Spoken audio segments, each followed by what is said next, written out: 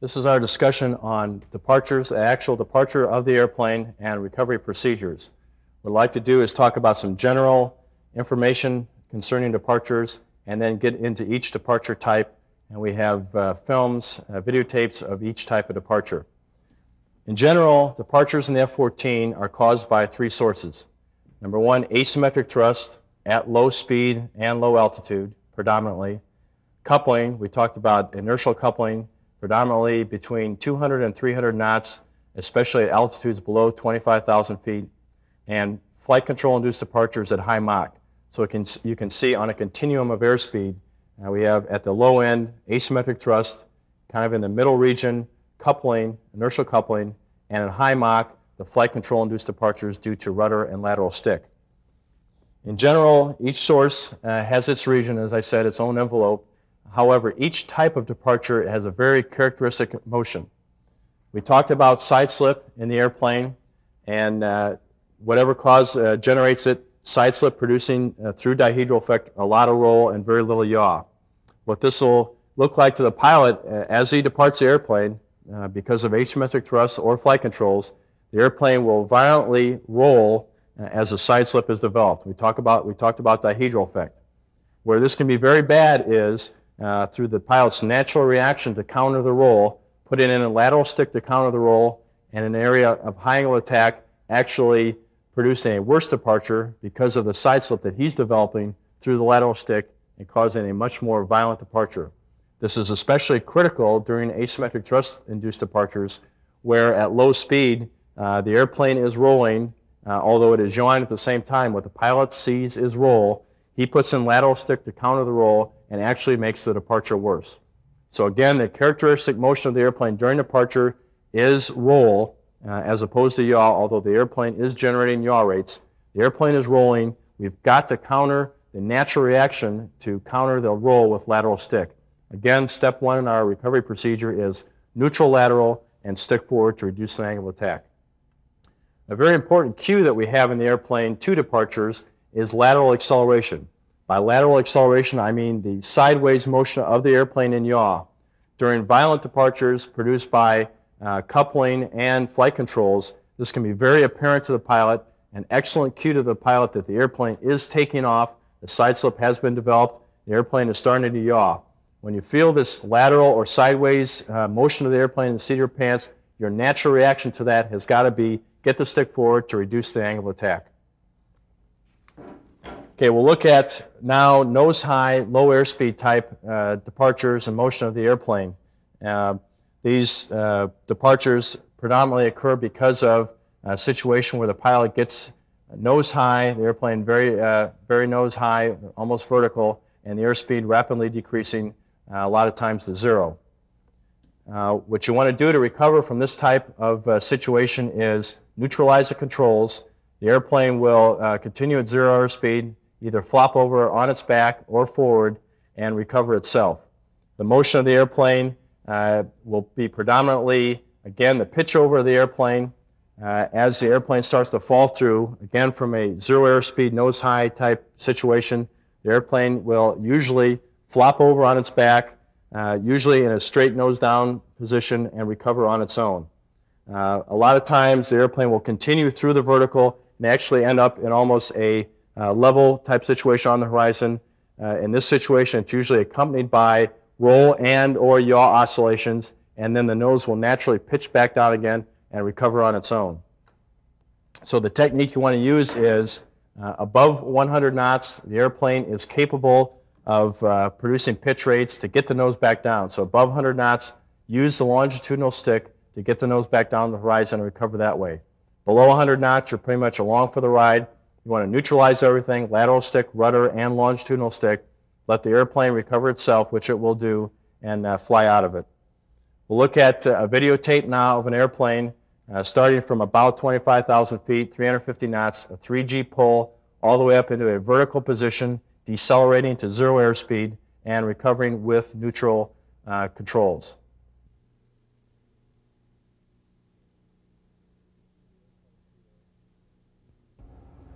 You can see the airplane here in the 3G pull that the pilot commenced from 350 knots. Again, a 3G pull into the vertical. Once the airplane is in the vertical position, the pilot neutralizes the controls and lets the airplane decelerate to 0 airspeed.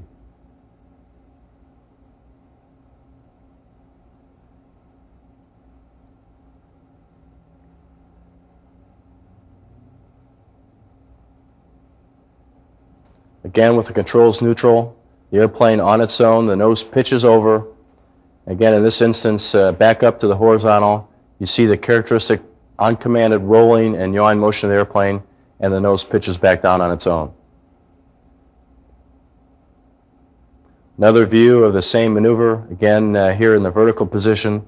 The pilot has neutralized the controls, waiting for the airplane to decelerate to 0 airspeed, and the pitch over after he decelerates to 0 airspeed.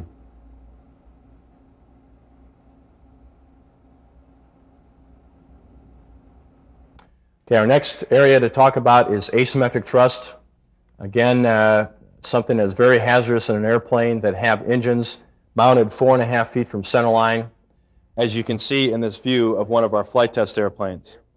As we've been told by the contractor, this is to accommodate Phoenix missiles in the tunnel, so they have to be that far apart. What that means to us as operators, however, is we've got to treat the airplane as a trash hauler type airplane, an airplane that is capable of producing asymmetric thrust. And in certain areas of the sky, we've got to be ready to react to that asymmetric thrust, because we don't have, at low speed, don't have the flight control effectiveness to counter the asymmetric thrust produced by the engines. What we've seen previously in flight test is that above about 200 knots at sea level and decreasing to about 100 knots at 35,000 feet, to the right of this line, we've got an area where the engines and asymmetric thrust produce very mild and slow departures, low amounts of yaw rate, low acceleration in yaw, and readily apparent to the pilot and easily recoverable. To the left of this line, however, we have not flight tested, and from analytical studies we can see that the airplane is capable of producing large amounts of yaw rate because of asymmetric thrust. So again, we can get down in an area of low speed where the pilot is not capable of countering the asymmetric thrust. As we go down to lower and lower altitudes, the engines are producing more and more thrust, and you can see you can get into an area where the pilot is no longer capable of countering the asymmetric thrust. I talked about before that the departure produced by asymmetric thrust as well as flight controls is predominantly roll. What happens is, again through dihedral effect, the airplane is rolling, the pilot sees that roll, and his natural tendency is to counter the roll with lateral stick. Again, this can aggravate the departure, make it more violent. You can see from this view graph the basic problem in the F-14 as well as any asymmetric thrust airplane. You've got a relatively, at the same altitude, a relatively constant amount of thrust being produced by the engines at a constant, again at a constant altitude, whereas the pilot's ability to counter that yaw decreases with airspeed. His amount of rudder power decreases as you have less flow going over the rudders. So you can see in this graph, you approach a minimum control speed, an airspeed where the pilot is no longer capable of countering the asymmetric thrust produced by the engines. Again, the FAA treats the F-14 as a non-centerline thrust multi-engine airplane. We need to treat it that way too. We need to treat it as though we were multi-engine pilots, and we've got to be constantly aware of the problems of asymmetric thrust. You can see from this view graph, what we've done is taken a 0 airspeed situation and just looked at the amount of thrust the engines are producing and how long it would take that amount of thrust to counter the natural inertia of the airplane and produce 40 degrees per second yaw rate. And you can see, as we've talked about before, as you go down in altitude, the engines are producing more and more thrust. It takes less and less time to produce 40 degrees per second yaw rate. And you can see finally below 10,000 feet in about 3 seconds with a full zone 5 stalled engine, locked rotor, or symmetry, in about 3 seconds you can produce 40 degrees per second yaw rate. That's a lot of yaw rate. You can really depart the airplane and drive it into a spin, and you can have a loss of an airplane finally if that situation is not countered. You can see the X on the upper line, pretty much on the upper line. This is an airplane that was lost at Patuxent River because of an afterburner problem and had an asymmetric thrust situation. So you can see, although these graphs, or this graph is analytical, it pretty much shows you the amount of yaw rate that can be developed by the engines due to asymmetric thrust. What I want you to see in this view graph is I've plotted the maximum temperatures experienced during engine stalls. Above the line, pretty much you're always going to get an overtemp oral warning of the stall with the old stall warning system, the overtemp system.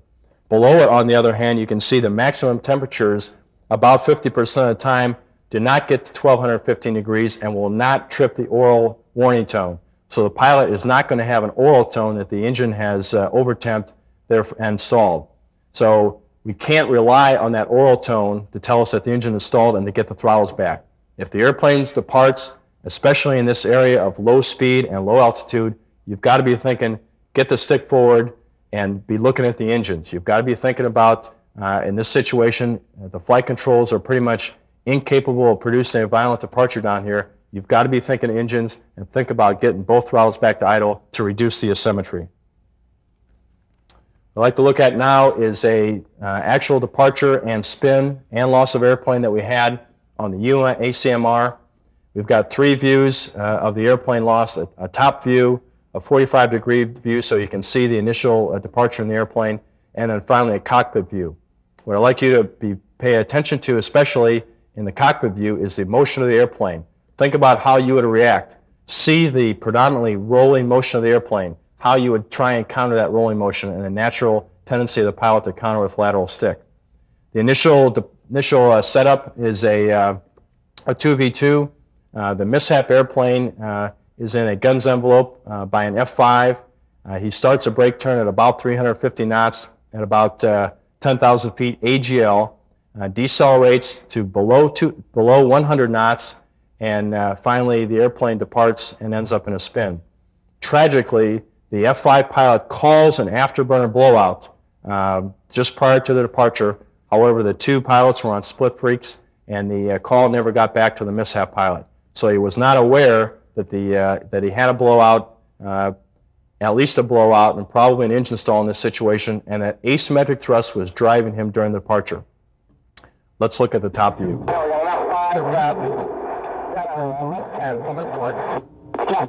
The Mishap F-14 is here depicted as airplane number 1 in red, and the F-5 that gets into the guns envelope is number 7 in green.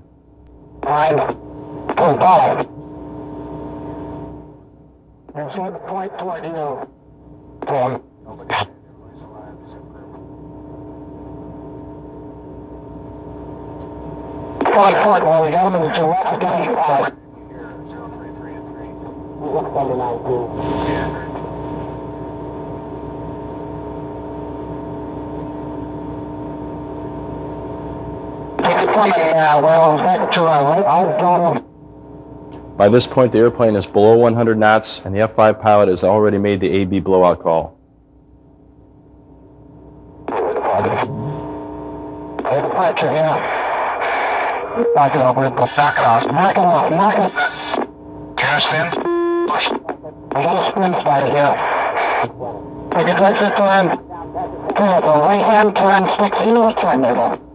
Eject. F-14 standard, eject.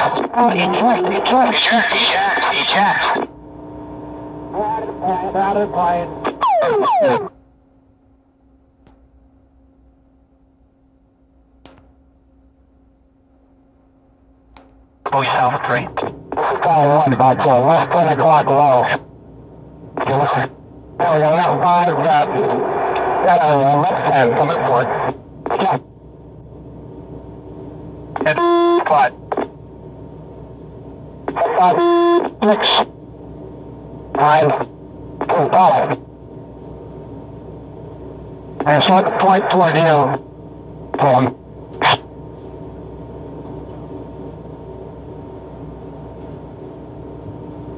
Point where we go to left 5.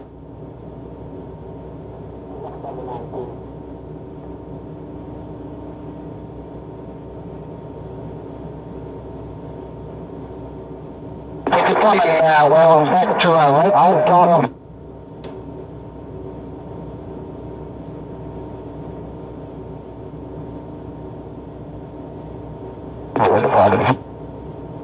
Departure here. Knock it off, knock it off, knock it off, knock it off. Can I spin? I got a spin started here. I can take this turn. Turn the right hand turn 6 into a turn middle. Eject. F-14 and eject. Oh, eject.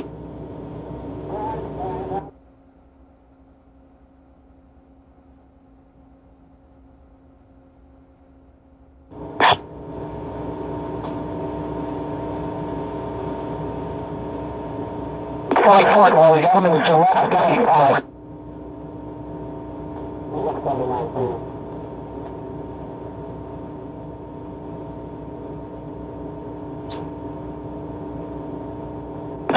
Yeah, well, that's true. I don't know.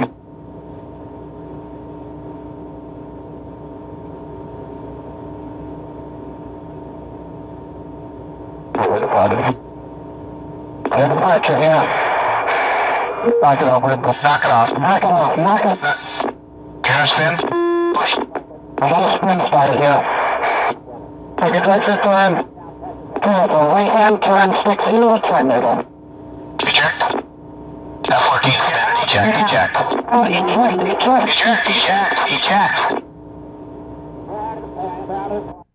Again, from the videotape, you can see the violent departures produced by asymmetric thrust. Again, low altitude, low airspeed, the engines are putting out a lot of thrust. The pilot doesn't have the capability with flight controls to counter that asymmetric thrust in this situation. You saw the characteristic motion of the airplane, a lot of roll, the natural tendency of the pilot to counter that roll with lateral stick. And finally, the airplane develops into a spin, and we lost the airplane. So the key things to see with asymmetric thrust, low altitude, low airspeed in an area where the flight controls can't produce a violent departure like that, but the engines can really drive the airplane. High angle of attack in an area of negative directional stability, you're off to the races in this situation. Our next area is coupling. We talked about kind of a middle airspeed, the 200 to 300 knot regime, below 25,000 feet. The airplane is capable of producing violent departures due to simultaneous high rate multiple axis motion. Again, let me stress, the motion has to be simultaneous. We talked about in our definitions section the equations of motion of the airplane producing pitch rate coupled with roll and yaw rate, and the airplane departing violently opposite. What you'll see in our videotape examples is an airplane simulating a belly check. Your backseater calls for a belly check port. The airplane rolls port. You see an airplane in a gun's envelope. You simultaneously stomp in full left rudder and full left and aft stick, and the airplane departs violently back to the right, both in roll and yaw, and you've got a departure on your hands. Again, it's simultaneous high rate multiple axis motion of the airplane that causes these coupling type departures. What you want to do on a guns defense type situation is, if your objective is to get out of plane, use roll and or yaw through the rudders to roll the airplane, get the airplane out of plane with the airplane that's trying to gun you, and then use that pitch rate, stick back in your lap if you need to get the airplane going in pitch and cause the overshoot. The problem occurs is when you have simultaneous high rate multiple axis motion, when you're generating roll and yaw rates at the same time that you're producing pitch rates. That's when you can depart the airplane violently opposite to your inputs. Another key point that you need to see is this is not a cross-control type situation. These are coordinated controls. Rudder followed by left and aft stick. So again, the thing to avoid, especially in a guns defense type maneuver, where you want to generate high pitch rates, is to get the airplane out of plane using the rudder or lateral stick and then pull the stick aft to produce the pitch rate and cause the overshoot. Again, where we have problems is the simultaneous motion of the airplane. Another key thing to remember with a coupling type departure is as you pull the stick aft, you're generating high amounts of angle of attack. You're driving the airplane into an area of negative directional stability. This is why the airplane is able to take off after the initial departure. You're developing that side slip in an area of negative directional stability, and the airplane takes off. Both in our flight tests and in simulation, we're able to produce violent departures, and as you go down into lower and lower altitudes, the departures become more and more violent, and we're able to spin the airplane very readily in the simulator because of these types of departures. Again, the departures are most violent between 200 and 300 knots, and as you go down in altitude, they become worse and worse. We talked in our stores contribution section about stores being aggravating to departures. This is also true in these coupling type departures. As you start loading the airplane up with missiles, tanks, or the TARPS pod, the airplane will depart more violently, you'll have more violent initial departures, and the airplane will have more of a tendency to spin due to the stores. Immediate recovery is critical to these type departures using the initial forward stick and the lateral stick into, as we'll talk in a little bit in the recovery section. As you exceed 50 degrees per second yaw rate, and about that area, you need a positive recovery with the lateral stick to recover the airplane, to stop that side slip, stop the yaw rate using the lateral stick. Again, the key is to prevent these type departures. To prevent them, you've got to practice these type of maneuvers, guns defense maneuvers, SAM brakes, these types of things, your glib maneuvers. You've got to practice them before you're actually in a tactical situation. Practice how you're going to do them for real, and then do them that way. The problem occurs when you put in simultaneous inputs and produce motion in more than one axis. This is where you get the departures in the airplane. Again, I talked about the situation where you start loading the airplane with stores, you get on cruise, you put the tanks and the missiles on the airplane. These types of departures, as well as the flight control-induced departures and asymmetric thrust, become worse as you load the airplane up. The thing to remember is a guns defense maneuver, Top Gun spends a reasonable amount of their syllabus talking about it. They go out on their very limited amount of flights and practice, have their students practice guns defense maneuvers. We need to do that as operators in the fleet every day and know how we're going to do a guns defense maneuver cold, and then do it that way in an actual tactical situation. I would like to read an actual mishap that we had in an F-14, a recent out-of-control type departure that resulted from coupling type inputs. The mishap airplane was approximately 19,000 feet, 60 degrees left wing down, nose below the horizon, 200 knots. Left stick and left rudder were applied and back pressure increasing. So again, he's producing yaw, pitch, and roll rates simultaneously. The nose pitched up, the airspeed rapidly decreased, and aircraft departed controlled flight to the right. So again, he's in a port turn, he puts in left rudder, left stick, and he's increasing the pitch rate. At the same time, the airplane departs to the right. The stick was then positioned forward, neutral lateral, rudder opposite, turn needle, the throttles a mill, and the harness locked. The nose appeared to pitch down, then up to approximately 20 degrees below the horizon, as full forward stick was applied. So again, the key thing was he felt the departure, got the recovery controls in immediately, and was able to recover the airplane. The key thing to see was the initial departure opposite to his lateral stick and the rudder. Violent departure back to the right from a left rudder and left lateral stick. Okay, we'll look at a film now. The first film you'll see is an airplane in the clean configuration. The two videotapes you'll see are with the same inputs we put in and the same altitude. We put in full left rudder followed by full left and aft stick to produce maximum roll, yaw, and pitch rates, and you'll see the airplane depart back to the right. The thing to see between the two videotapes is the first videotape is clean, the second one is the 2x4 configuration, 2 Phoenix, 2 Sparrows, 2 Sidewinders, and 2 tanks. What I want you to see is the difference in the amount of yaw rate produced by the stores. Again, same inputs, the only difference is the stores. In the first videotape, we go from 20 degrees left yaw rate to 30 degrees right. Again, the characteristic motion we talked about. The airplane is in a port turn. The pilot is simulating a guns defense maneuver done improperly. He puts in simultaneous motion in the airplane, and the airplane departs. In the second videotape, we're in the 2x4 configuration. We've got the airplane loaded up, and what you'll see is an initial 25 degrees yaw rate to the left, followed by a violent departure to the right, and we get up to 56 degrees per second yaw rate to the right during the departure. Another key thing is that during these coupling type departures, you're causing a lot of distortion in the engine. And what we had during the majority of our flight test was engine stalls in the direction of the departure. So in other words, as we were initially coming port, as the airplane departed to the right engine did stall, and you'll see this on the videotapes. and you also then have the engines driving the airplane during the departure. So you're pulling the stick aft, you're going into an area of negative directional stability, you're causing the motion opposite your inputs because of the coupling, and you also have the engine stall driving the airplane. So I think you can see this is a real problem in the airplane, and as you look at the majority of departure and spin accidents in the F-14, coupling has been the cause of a vast majority of them. This is something we need to train to. We need to practice our guns defense maneuvers and know them cold so that we don't have these kind of departures. If we do have these type of departures, we've got to be able to recover them. Okay, let's look at the first videotape.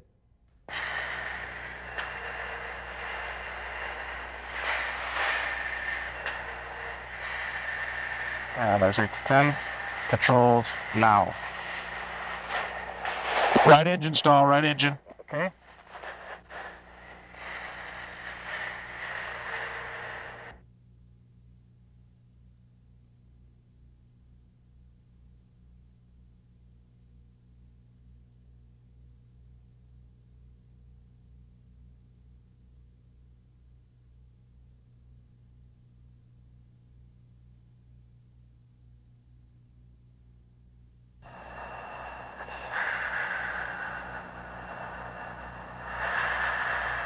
Okay, roll it in 120 degrees angle of bank with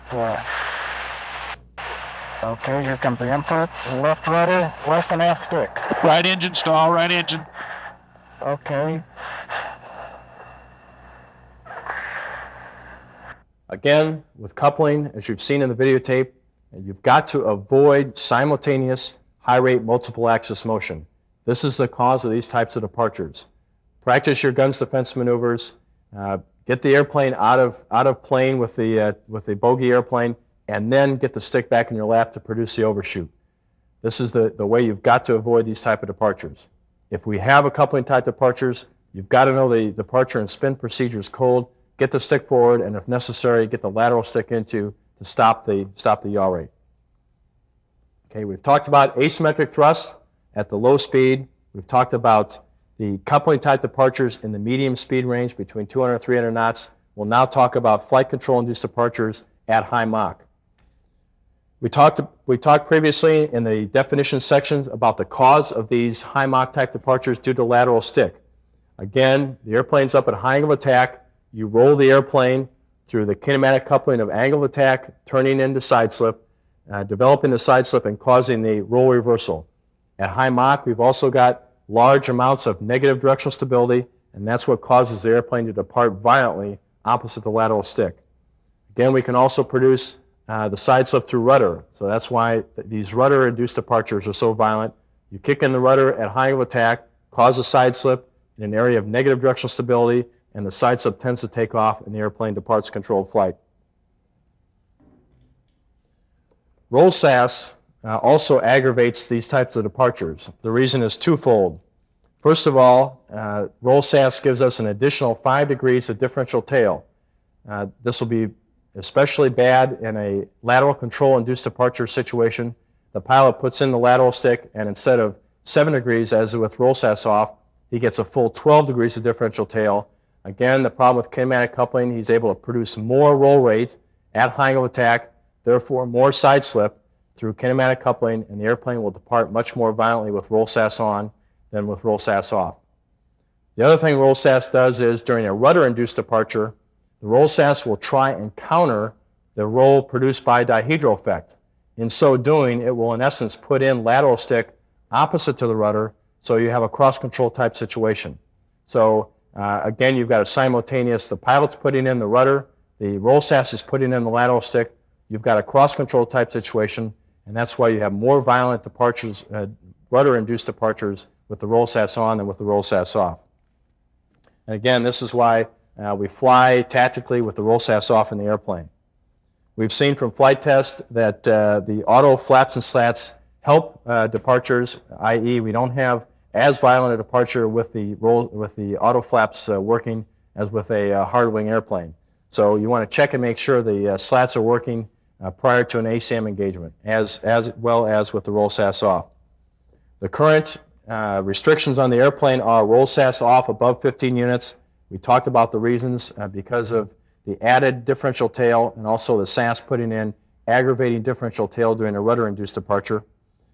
Again, with flight control-induced departures, you've got to adhere to the restrictions currently on us as operators of the airplane. You've got to limit lateral control inputs at high Mach, and you also have to limit rudder inputs to prevent these violent type departures. Again, the key is to analyze the situation. If you do have this type of departure, get the stick forward, full forward if necessary, reduce angle of attack, and put the rudder in and lateral stick in if necessary to reduce the yaw rate. This first view graph that you'll see here is lateral control induced departures. You can see the area of severe departures with recovery unlikely.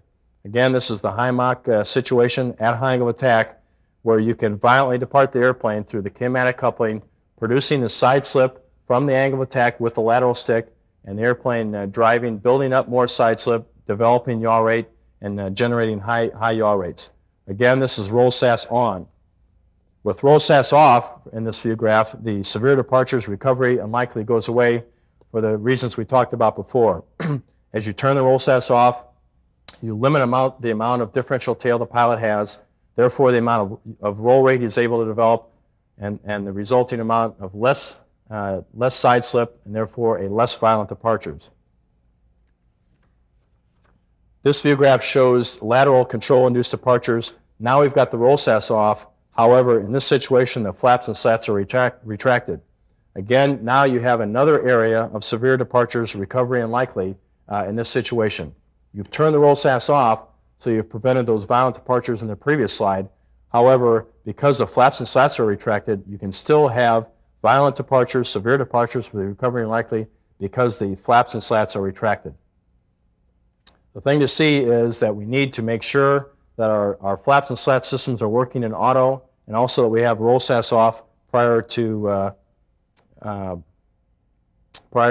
an ACM type situation. This view graph is of rudder-induced departures. You can see on the left view graph here, again, an area of severe departures, recovery unlikely. This is with roll SAS on, the flaps and slats in auto. You can see the degrading effect of having the roll SAS on. We've got severe departures with recovery unlikely, again, because the roll SAS is putting in differential tail to aggravate the departure. When we turn roll SAS off, on the other hand, with the flaps and slats auto, this area of severe departures with recovery unlikely goes away. So again, to reemphasize, we need to make sure the roll SAS is off in the airplane before we go into an ACM type environment. We've got two films to view. The first is a high Mach type departure. The airplane is at 0.86 Mach in a split S maneuver. The pilot pulls to 23 degrees angle of attack, or about 25 units, puts in full left rudder with differential tail from having the roll SAS on. Again, the pilot is flying with roll SAS on. He puts in rudder, and the roll SAS is going to put in differential tail, and you'll see the violent departure. The airplane gets up to about 74 degrees per second yaw rate.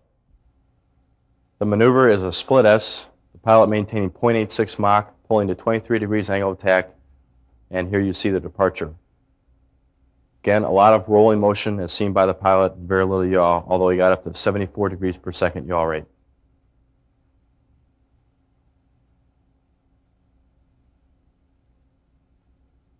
This is another view of the same departure.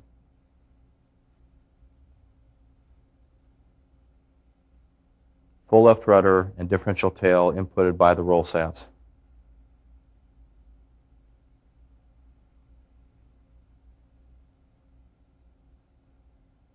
Again, the thing to see is, number one, a simple rudder step producing large amounts of yaw rate. You saw the characteristic motion of a departure in the F-14, predominantly roll as the pilot would see it, although there's a lot of yaw rate produced at the same time. Again, the key thing is the pilot felt the acceleration, the lateral acceleration in the seat of his pants, put in full forward stick to recover the airplane and reduce the angle of attack. Very critical in these type of violent type departures. The next film that you'll see is a situation where the airplane is at very low Mach. What I'd like you to see here is that you can produce departures and you can spin the airplane at low Mach. However, it takes a very long period of time. The flight controls, the cross controls are in this type in the airplane for about 30 seconds before the airplane really starts to take off and finally spin. Really not a very critical thing in a tactical type situation because you're not going to be holding in cross controls for that long. So the key things to see are, yes, you can depart the airplane at low Mach due to flight controls, but it takes a long time. The key thing to remember at low airspeed is that asymmetric thrust is the real driver, the thing that you really need to watch at low Mach.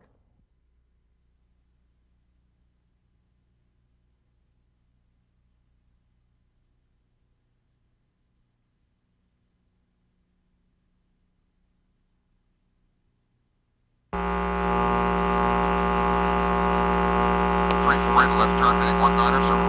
30.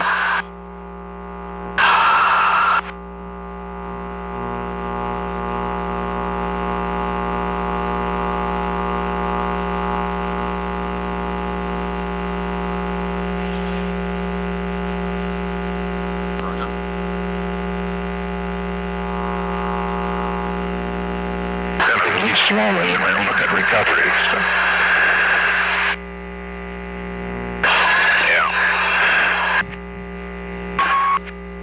Alright, Peg.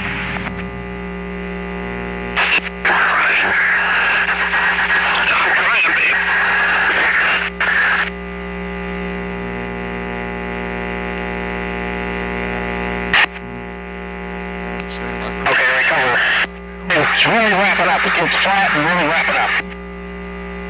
Recover, 826, recover.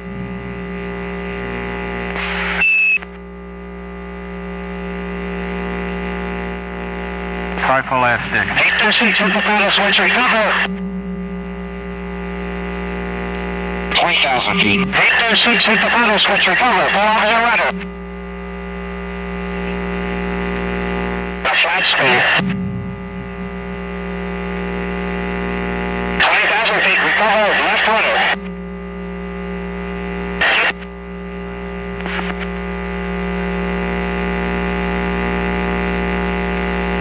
15,000. Okay. Slow left rudder. Paddle switch.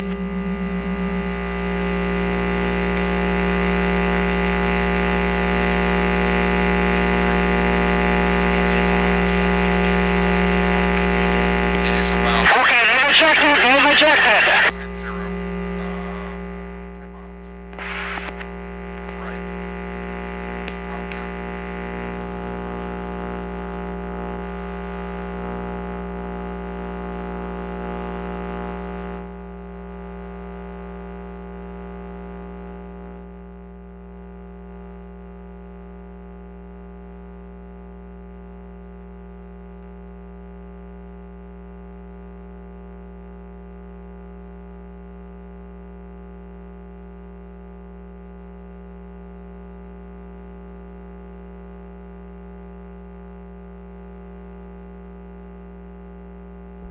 Again, this is a departure and a spin due to cross controls. The airplane was lost. A couple of key things we'll talk about later in the departure recovery procedure section. The aircrew did impact the canopy during the ejection, and that's why during our recovery procedures we have, if no recovery, jettison the canopy first and get the canopy out of the way, and then the aircrew ejects. And we'll talk about that a little bit later in our departure recovery procedure section. This is probably the most important view graph of my whole presentation because it graphically shows you the three areas, three departure and potential spin areas we have in the airplane. Again, as we talked about, at low altitude and low airspeed, asymmetric thrust is a real problem. I have 20,000 feet and below as a very critical area. Above 20,000 feet, the engines become less and less of a factor because the engines are producing less and less thrust as you go up in altitude. Coupling, we talked about between 200 and 300 knots, again below 25,000 feet, with the severity of the departures potentially becoming less and less as you go up in altitude above 25,000 feet. But you can see that's a very large section of our ACM envelope at 200 to 300 knots. Flight control-induced departures, again, predominantly a high Mach type phenomenon.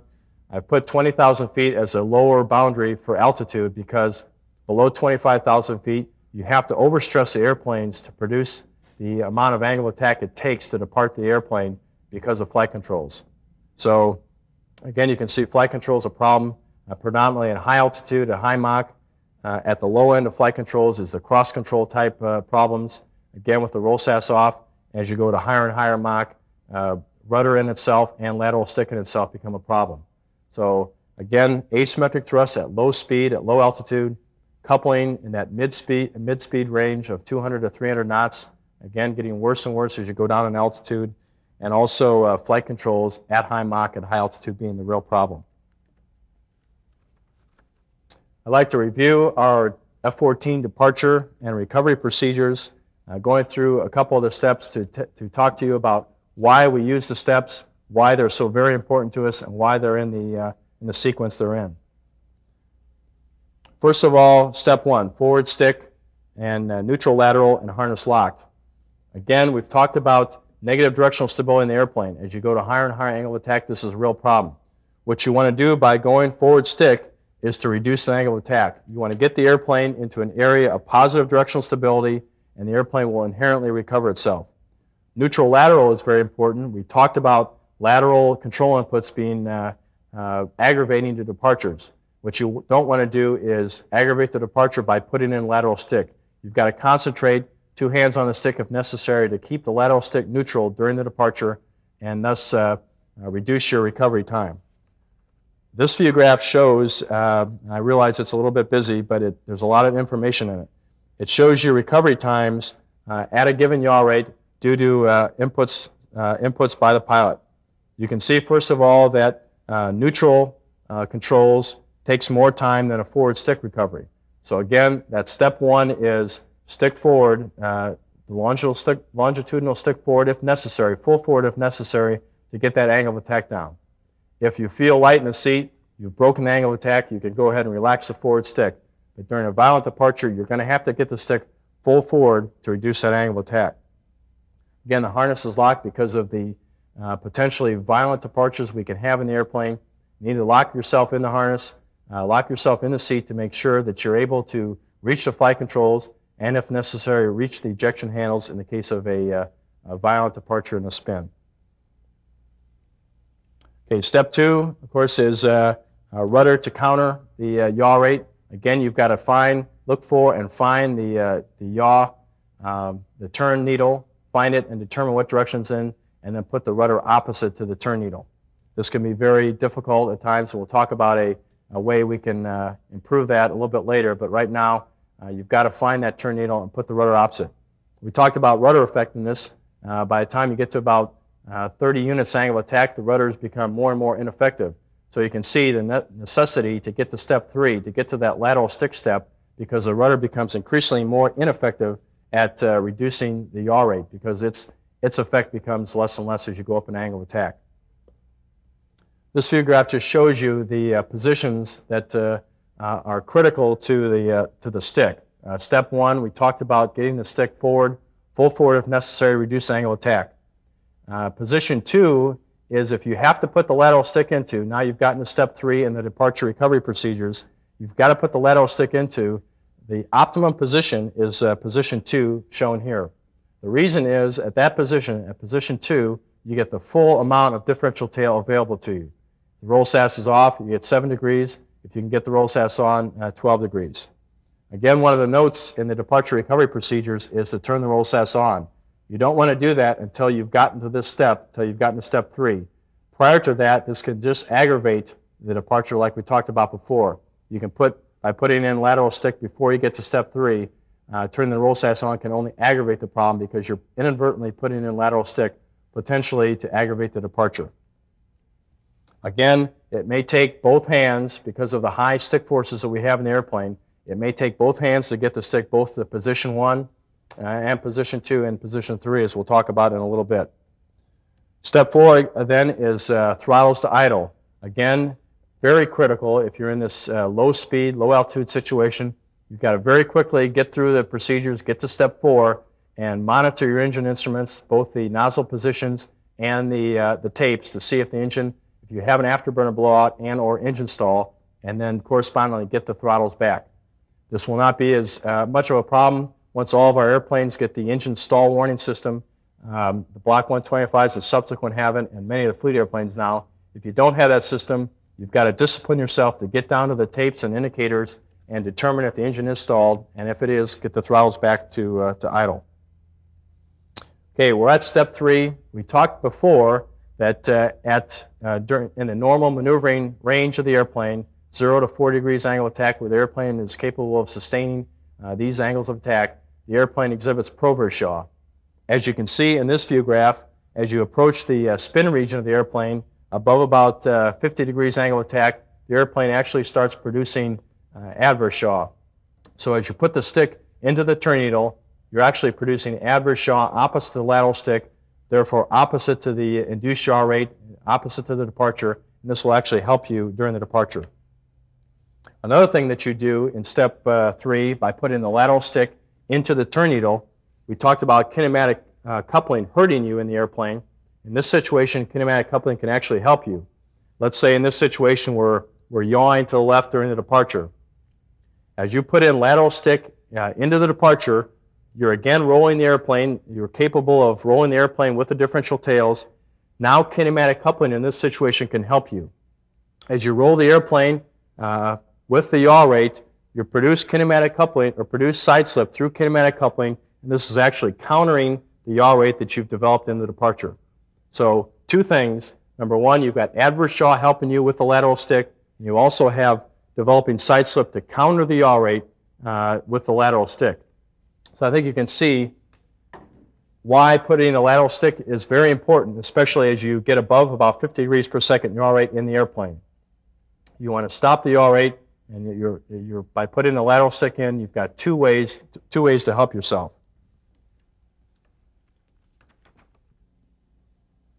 Okay, again, I talked about if you're at an altitude and or yaw rate with no recovery indicated, where you need to get out of the airplane, you want to go ahead and jettison the canopy first, get it clear of the airplane, and then pull the handle once the canopy is clear.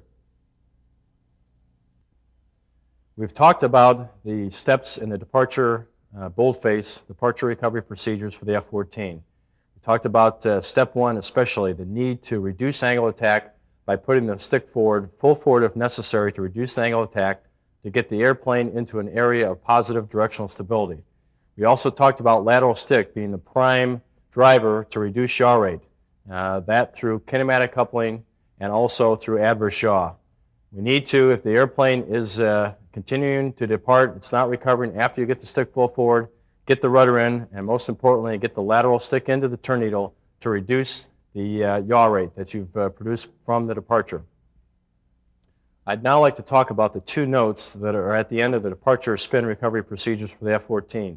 Those are roll SAS on and stick aft to aid you in recovering from the departure. The first, roll SAS on, we talked about how roll SAS on can aggravate the departure in the F-14. What I want to do is describe how it will help you for the same reasons during the recovery. We said that roll SAS on will increase your roll rate by giving you increased differential tail authority. The same thing holds true during a departure. If you've gotten to step 3, you've put the stick into the turn needle, you've got 7 degrees of differential tail with the roll SAS off. With the roll SAS on, you increase that to 12 degrees. What you can do then is roll the airplane quicker, increase the roll rate, produce more side slip through kinematic coupling. Again, the angle of attack into side slip. Here you're at high angle attack, you're in an area of negative directional stability. If you're yawing to the left, you roll the airplane left, develop the side slip, and through negative directional stability, the side slip will actually drive the airplane away from the yaw rate that you're trying to stop. So again, roll SAS on gives you increased differential tail authority to roll the airplane through kinematic coupling, increasing the amount of side slip in an area of negative directional stability, and you're actually countering the yaw rate that you've developed from the departure by the side slip produced by kinematic coupling. So again, roll SAS on will help you during the departure with the stick into the turn needle. The other note, stick aft will help the recovery, will help you for 2 reasons. We showed you in the slide positions 1, positions 2, and 3 for the stick. Again, position 1, stick full forward if necessary to reduce the angle of attack. 2, it enables you to get the full amount of differential tail to counter the yaw rate. Position 3 does 2 things for you. The first, it aligns the differential tails more into the relative wind as you start to increase an angle of attack.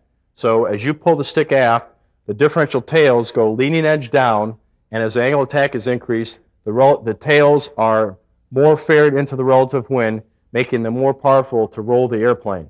So the first thing that going stick aft does for you, it makes tails more powerful so you can roll the airplane, again, generate adverse yaw and side slip to counter the yaw rate.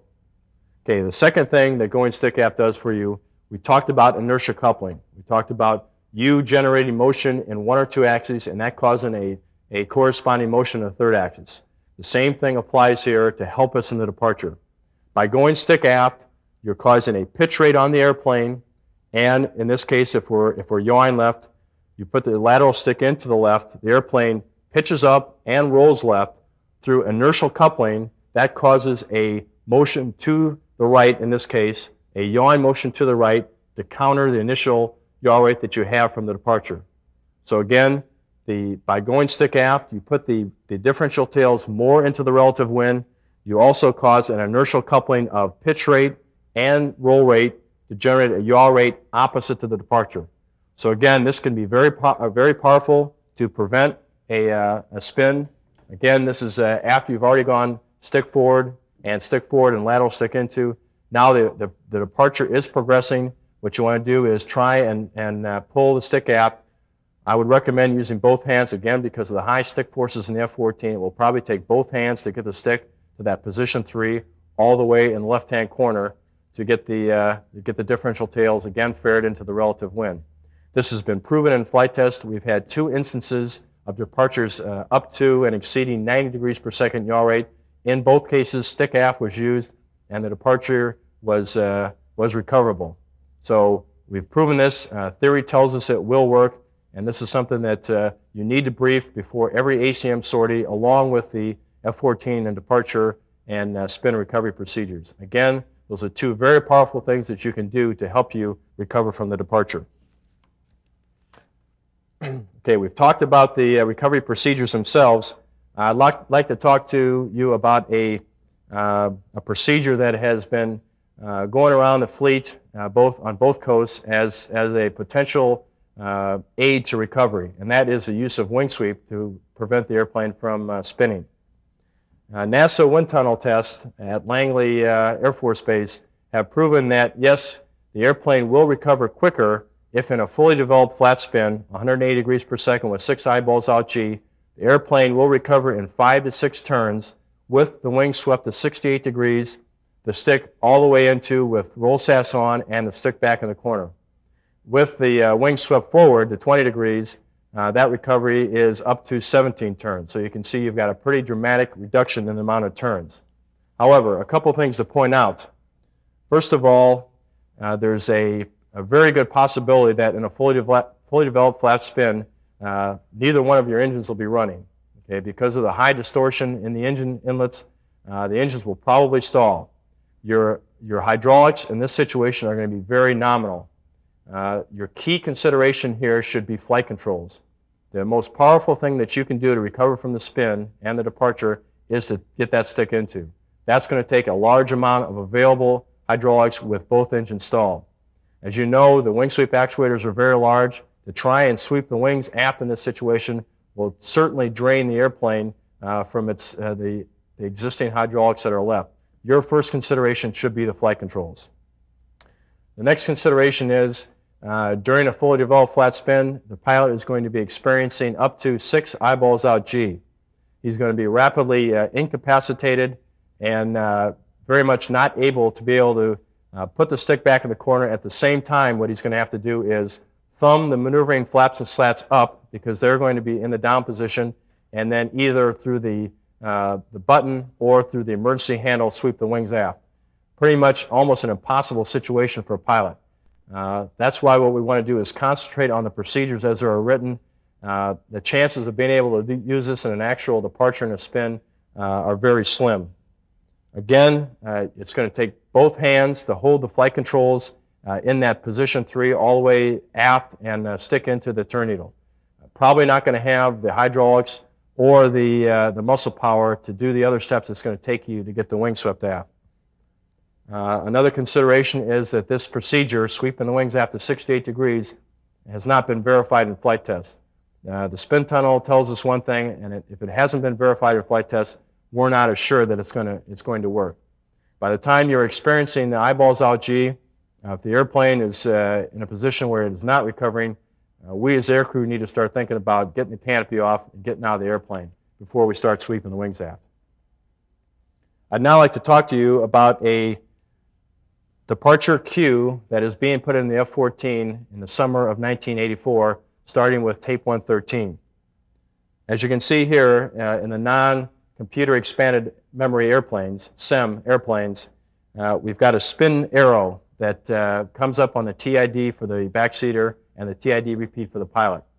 What we had to do was use existing software that's in the F-14 right now and hardware to put this display up. So in certain instances, it's not optimized, but it's the best we could do with the hardware and the software we had.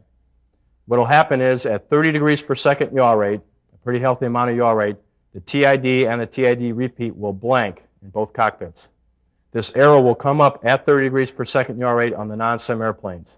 This will be the only display on the TID and the repeat. At 90 degrees per second yaw rate, the arrow will start to blink. This is about the time when the pilot wants to start thinking about going from forward stick and lateral stick all the way to the aft corner to position 3 and get the stick aft to help him during the departure. So we've got two very powerful cues to the pilot. First of all, 30 degrees per second, the airplane has definitely departed. He needs to start thinking about getting the lateral stick, in this case, into the arrow. In the SEM airplanes, the airplanes with a little bit more memory, we're able to give the pilot an additional cue to the departure. And you can see that on this view graph. Besides the arrow that comes up at the same time, he's got the 30 degrees per second yaw rate and the 90 degree per second cue from the arrow. He also has a display of actual yaw rate. And you can see the INS diamond there above the numbers. As the yaw rate increases, the diamond will move along the scale to indicate to the pilot yaw rate in degrees per second. Same applies to the arrow. It will come up at 30 degrees per second and start blinking at 90 degrees per second. He'll have the additional cue of the actual gauge itself. This, we hope, will help pilots during departures. I think everybody realizes that the turn arrow is not very useful during a departure because it is small, and the arrow itself, the turn needle itself, can be confused with the turn ball, which may be in an opposite direction from the turn needle. Again, your primary indicator of yaw rate is the turn needle itself and not the ball. We've talked about a lot. We've talked about why the F-14 departs.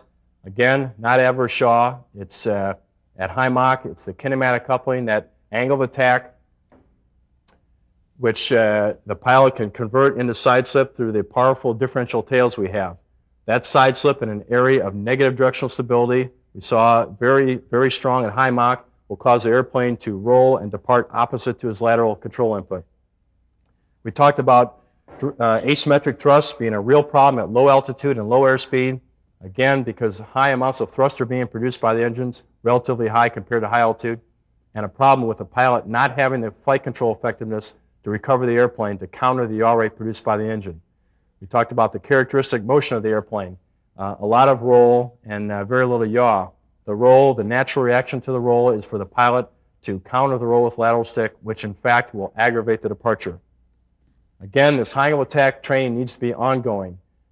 Ops officers and skippers need to make it priority as part of their turnaround training, especially before concentrated ACM, where we can be in an envelope where we can really hurt ourselves with these characteristics. We talked about guns defense maneuvers, coupling being a very large part of our problem in the F-14. Again, guns defense maneuvers. We've got to avoid high rate multiple axis motion. If you want to do a guns defense maneuver against an adversary, you've got to get the airplane out of plane with the bogey, with lateral stick or rudder, and then as you want to generate the overshoot, you're pulling the stick full aft and neutral lateral to cause the overshoot. You've got to remember, as you roll and yaw the airplane, you've got to do that before you get that pitch rate so that you don't get the airplane departing opposite to your inputs and a departure. These, once again, then, are the three areas we've got to watch out for in departures for the F-14.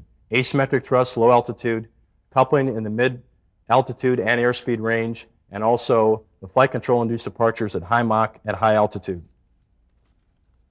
We talked about stores effects, the fact that no one store in itself is critical as you load up the airplane. As you load up missiles, it's just as bad as if you load up tanks in themselves. Again, as you put missiles in tanks, they become increasingly worse, and the stores effect is cumulative to directional stability. Again, as you load up the airplane, you've got to be more and more careful as you put in flight control inputs or as you develop asymmetric thrust. Practice those guns defense maneuvers before you do them for real or against simulated adversaries. Again, we talked about the departure procedures. We talked about why the steps are in the order they are and what each step does for you. If you know them and use them, you will prevent departures, you will stop departures, and you will keep the airplane from spinning. This concludes our discussion of F-14 high-angle attack characteristics. If you know these characteristics, they'll better able to help you fight the airplane in a tactical type situation. Again, know the characteristics, know the procedures, know them cold. Practice your procedures, practice the guns defense type maneuvers. Train like you fight, fight like you train.